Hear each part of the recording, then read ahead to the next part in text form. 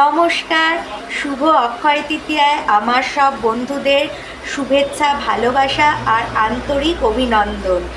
আগামী দিনগুলো আমাদের সবার যেন সুখে, শান্তিতে, সমৃদ্ধিতে যায় এবং আমরা যেন সবাই খুব ভালো থাকি, সুস্থ থাকি, এই শুভকামনাই আমার সব বন্ধুদের জন্য রইল। আর এই শুভ দিনে আমাদের কবিগুরুকে স্মরণ করে দুকলি একটু শুনিয়ে যাই। আজি শুভ দিনে পিতার ভবনে অমৃত সদনে চলো যাই, চলো